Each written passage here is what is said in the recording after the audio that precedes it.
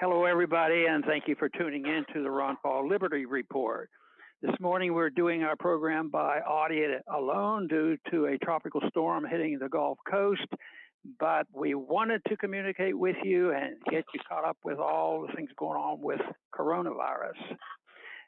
So, Daniel, good to have you with us today. Good morning, Dr. Paul. How are you? Very good. Daniel, I want to start off today with a very neat story that you and I have been talking about, because we've been talking about the governor of Texas for quite a few weeks, because a lot of people in Texas now haven't been too happy with him. But there was a significant meeting yesterday with the committee, the Republican Executive Committee, and they had a vote, and they more or less censored the governor. This is unheard of. I mean, it's very, very unusual. And the other thing is, it was done by somebody who had just joined the executive committee, Rolando Garcia, and they took a vote out of 58 people. 54 voted for the resolution, in a way condemning the governor. They won't call condemning it, but strongly suggesting he get in line with the Texans. So I think this is really significant. You know, it sort of reminds me of my first week or two experience in Washington. The executive committee, the Republican executive committee for Texas, had a meeting, and the motion came up to censor me because Ford was the president, and they had a bill in, and lo and behold, the Republicans were doing something that I didn't like, spending money or something like that. So I voted against it, and the Republicans, the establishment Republicans, were just outraged over this. So they had this up to censor me, and one or two of my supporters came to my rescue. The censorship never went through. But it's interesting now. I'm delighted to see Rolando Garcia come to the rescue. And of course, I'm agreeing with this type of censorship, and he's doing it for the right reason. So this is, I think, pretty neat thing to happen. It reminds me, of the slogan for Texas for cleaning up and keeping an environmentally clean highway system. It says, "Don't mess with Texas." So I'm saying this is the executive committee sending a message to our government. Don't mess with Texas. Do what we need to do. Let's clean up the political mess, and let's move this along, because to me, Daniel, I really see this as very good, because we've talked about this for a long time, and getting the people to speak out, and each day we get to report on this. But this is a significant thing for people to get together and have this resolution, and it would just happen. So I think we'll hear more about it. I think it's a very good positive step. And the one good thing about it, Dr. Paul, is it just shows that it just takes one person. And that person, Garcia, did what other people were thinking, who wanted to, maybe for whatever reason, maybe politics, maybe a lack of courage, maybe other reasons, they didn't do it. So they stepped up, and it's called "No Exceptions, No Delays. Open Texas Now" is the resolution. And the resolve clause calls on Governor Greg Abbott to immediately rescind all COVID-related mandates, closures, and restrictions, and open Texas now. Very, very straightforward, very clear, but it just takes one person with some courage. And if a leader emerges, people will follow, and they'll follow in the right direction. And we were supposed to get some help last week with the governor, and the new resolution, I think, really was just too much for the committee, because he changed it a little bit, and some places got open for 75% capacity. This idea that 73% is bad, 75 is good, 80 we can't, that nonsense that goes on. Yeah. But the whole thing is some had 0%. I think it was the bars and different places had 0%. So it just doesn't make any sense. It finally reached a boiling point. And if we don't get more of this, though, because we'll probably mention before this program's over someplace where things are still going in the wrong direction. Some of the headlines are horrible. But I think this should set a standard, and we have to keep at it. And I hope we played a little role in this, little part in it. But it's also, I think, individuals that are waking up. So, the other day we asked and pleaded with our viewers to get hold and write and get involved in this. So So maybe just a few of our viewers did it, and we have to stay active. If we just have an opinion, yes, I like the idea of having strong opinions, and when people like them, they accept them. But there are times when you might have to do a little shouting or a little say, hey, listen, we got to do that. So I think a lot of people in Texas, certainly our viewers, are going to be very pleased to hear this. Yeah, some shouting and some protesting. But, you really point out the issue, which is the inconsistency and the irrationality. Okay, now you can have 75%. But if you put 76, if one extra guy sneaks in the back and has a hamburger, it's all over. There's a funny meme going around, and it's kind of hard to explain memes because they're visual. But one picture, there's a guy in a bar having a glass of beer, and it shows that he's going to get the coronavirus. And the next picture, there's the same guy in the same bar with the beer, but he has a hamburger in front of him, and it says he'll be protected from the coronavirus. So the idea of a restaurant, as long as you serve that burger along with the beer, you're safe, no problem. Take away the burger, got to shut it down. It's too dangerous, and it's so ridiculous, and it doesn't make any sense. I wanted to read a couple of statistics today, courtesy of our friend Alex Rodriguez on Twitter, who does such a great job. And this backs up that resolution calling for opening Texas. The hospital census for Texas is down 71.2% since the peak in July 22nd, down 71.2%.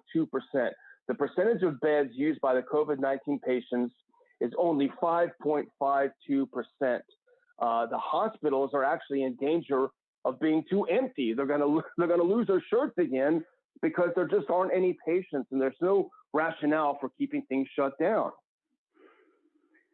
Well, I think that's great. And I also see that once again, though, on the other side of this coin, the CDC is flip-flopping again.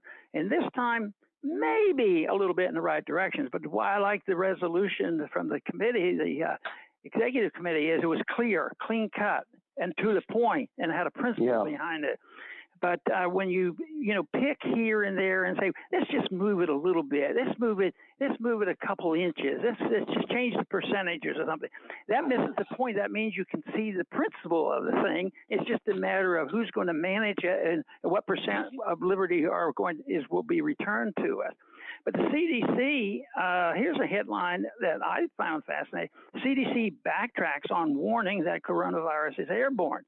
So 2 days ago, they said it was airborne. And now they don't. But I think it's about the third time we've talked about CDC being all over the place. They never come down with the right principle like this resolution does.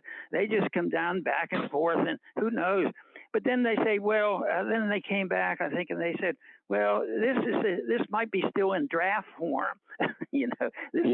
So that just points out, don't trust CDC. Trust the people speaking out through the executive committee. And if anybody knows the address, I bet you could find it. Rolando Garcia, who is just a new member. He's from Houston, and he was just appointed recently. He deserves congratulations. So if anybody can reach him, please send a congratulations note to him and the whole committee. I think they need that congratulated too.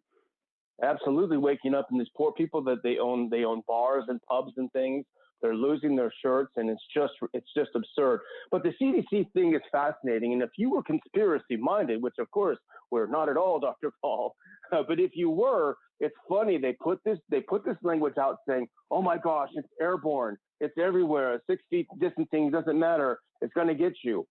And then they realized, "Oh no, we got to backtrack on that." They backtracked and said it was only a draft.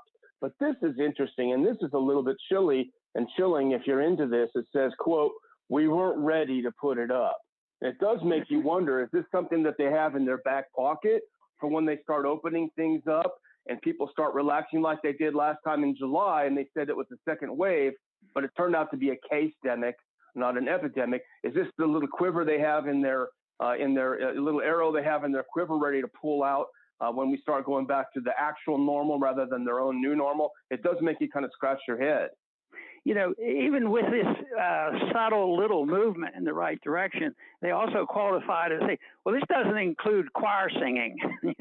Choir singing is much too dangerous, and also exercising in close quarters, that's dangerous too, unless you are doing it in a government building. If you belong to a government agency, our gymnasiums are off limits, and anything Pelosi does, even though this is, even though it's not supposed to be bipartisan, there's supposed to be a big fight over this. It's very bipartisan. So if you're in the government and you're in the government gymnasium, you get to do it. It's only the people who have to suffer. Yeah, and I even saw someone saying that they claim that you can't sing "Happy Birthday" because that spreads the germs. Wow, that's how it started. We talked about this before the show, and we're making fun of them, and they deserve to be ridiculed. But there is a serious side to the lockdowns that no one is really discussing in an adequate way. And I sent you over an article from a diabetes publication. Did a little bit of research on what's happening to Americans with diabetes because of the lockdowns. And this is serious. It's very serious. I'll read a couple of the statistics for you. 1 in 4 of people with type 1 diabetes in the United States are rationing their insulin. 24% have used their savings for diabetes care. Here's a big one. 650,000 are skipping injections. 3 million are skipping their glucose test. 33% have lost income. And here's per the Wall Street Journal, 10,000 excess diabetes deaths in the United States directly attributable to the lockdown. So we're saving who and at the cost of what, I think, is the question. Yeah, and that's why you can understand why the statistics show now that more people have died from the lockdown than they do from the virus. People do die from the virus, and of course we say it every day. It is serious, and you have to deal with it. But by making things worse and killing other people, hardly is an answer to the problem of the virus. It just compounds it. But this knowledge was, it came out early that people weren't following their health habits like they should. But this is good evidence. This verifies the suspicions that have gone on.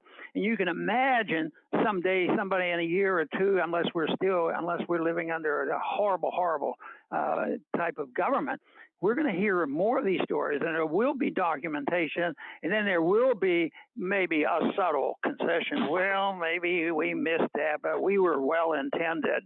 And this to me is a very important report that has come out because it documents the fears that we've had.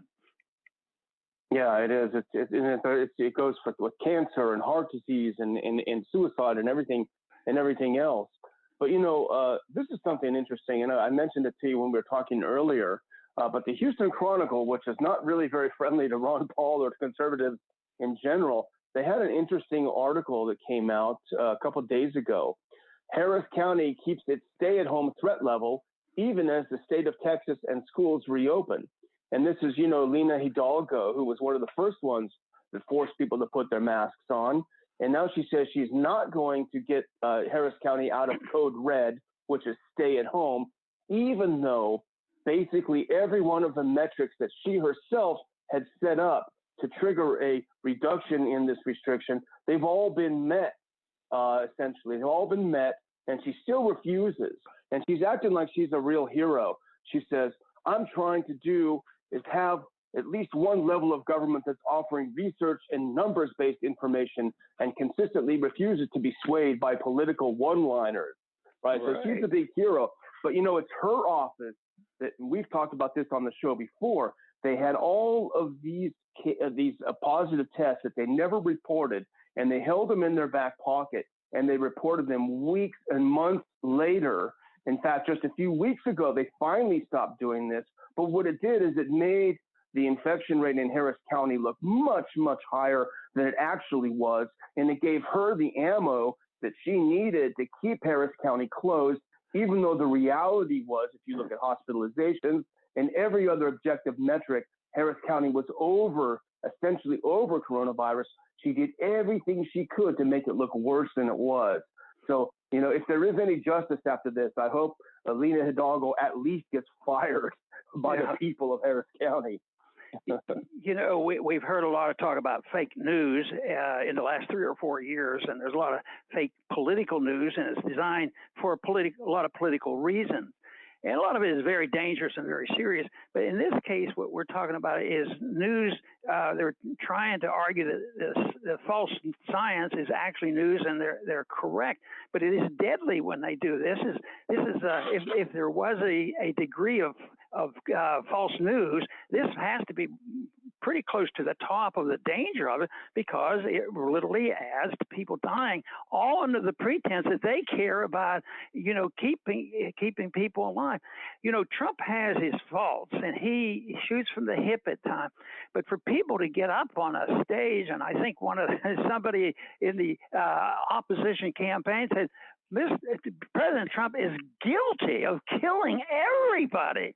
It's total insanity. The one thing is, that's so outlandish. Maybe the American people will say, well, that's a little bit of overkill. And I think that might be happening now, too, about who's going to be blamed for the violence in the city. The people who defund the police and release people on the street and never arrest anybody who burns down buildings. Maybe the people will wake up.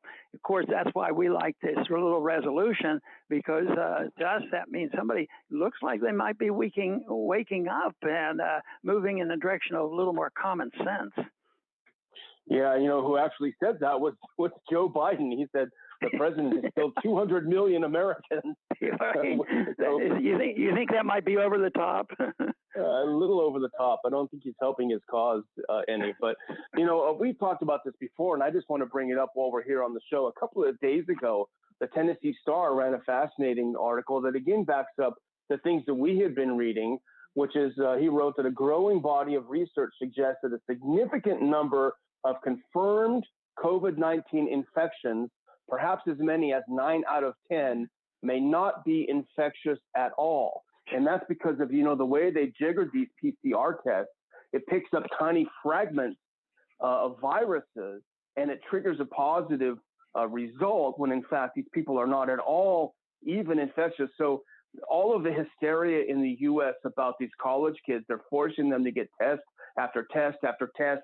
And it's a huge spike. How dare they do this to our university kids, but no one's in the hospital. And I think these phony tests are one reason why. And the other reason why is that young people and healthy people, which tend to be the college age people, they simply don't get these infections. So hopefully more and more of this kind of truth comes out, that this case-demic is not even a case-demic, it's a scam-demic. Yeah, and those fragments, I think it's a very real thing. And then you find out that there are numerous types of viruses. There's not just this one virus that has fragmentation that might be recorded. So the statistics are fudged and they're misleading. But I think they're impossible. I just don't think they're measuring, even if they were more upfront with this and literally obeyed the rules of using words like cases and deaths and all this more accurately, it would be much better. But they're not even using the correct technology. And the real big question is, are they really, really out of it, or do they really, really have an agenda? And there's probably a lot of both of that. But I do believe there's an agenda. But there was another article I want to mention, Daniel, before we go. And this one says U.S. suffers most new COVID-19 cases in the last 5 weeks as doctors warn of an apocalyptic fall. That's fall season is what they're talking about. And I got to thinking, well, yeah, the influenza virus is coming. So if they've already gotten the thing all filed up and they never can get a vaccine for a corona-type virus, so influenza comes out, what if we're right and there's not going to be that much coronavirus, but the regular influenza season pops up and they just throw it all together? What if they apply all the rules to follow people who get coronavirus to influenza virus? And they'll say, maybe these dissidents are absolutely right. Maybe this influenza is something that we should pay more attention to. I'm frightened to think that what if they apply those rules to influenza? We really have a tragedy on our hands, and I hope I'm absolutely wrong on that. But unless we give up on the dependency and the trust in a bunch of government bureaucrats and a bunch of people who just sort of sell out to a system and they enjoy this, who really work in collusion with the people who want to bring our cities down. So I don't think it's pretty hard to think of coronavirus separate from Antifa and Black Lives Matter and this burning of our cities. And then looking at the economy, what's happening in Europe right now, they're saying, well, you know, the numbers are getting bad and getting bad. We might even have a depression here before it's all over. And of course there will be. There was one coming anyway. And with the way they're handling this, it is going to compound the problems, whether it's here or in Europe, because so far we haven't gotten enough common sense out there to help us out on these issues. Yeah, well, I think your fears are well-founded about the fall, because if these people will count suicides and motorcycle accidents as COVID deaths, you can bet your life they're going to count normal influenza deaths as also as COVID deaths. So they probably, I hate to say it this way, can't wait for people to start dying again. But I'm going to say a final word, Dr. Paul, if we're ready to end it here. Right. And it's just an anecdote, but I want to try to find something positive at the end. And this might be temporary, but I did notice when I walked in to my local grocery store yesterday, not only was the large banner saying face mask required gone, but there was a small sign in front of the door that indicated face masks were required. That was not there yesterday. So hopefully these grocery stores are waking up and the people will start waking up that, you know, despite the fact that the parking lot is littered with disgusting, filthy face masks that people throw on the ground, that these things are not protected, they're not useful, and hopefully the end of this insanity will be coming soon, Dr. Paul. Right. You know, I think what we're witnessing now is something that's been around a long time, you know, blowing things out of proportion for political gain, for economic gain, doing it out of ignorance. These things do occur. And the big thing is how it becomes like a mob, how it becomes like a panic, and how it becomes a pandemic in the sense of what the social activity is doing. So this hysteria is very real. It's a well-known phenomenon. And it gets out of control because it just spreads. It's like somebody does shout fire at the wrong time and everybody races for the exits. And people are shouting at people now, and they do recover. But the saying is that the mob drives the hysteria, but the recovery rate is much slower. So that's why we're very joyful when we hear the small corrections and the small bits of common sense coming alive. But I'd like to do our best to accelerate that. That is our goal, to accelerate the fact that common sense is going to help us a lot. Good science will help us, and a lot more liberty will help us, and get rid of the politicians and get them out of the businesses that they shouldn't be in. They shouldn't be involved in religion, for sure. They shouldn't be involved in education, for sure. I think they shouldn't even be involved in medical care. I want to thank everybody for tuning in today to the Liberty Report. Please come back soon.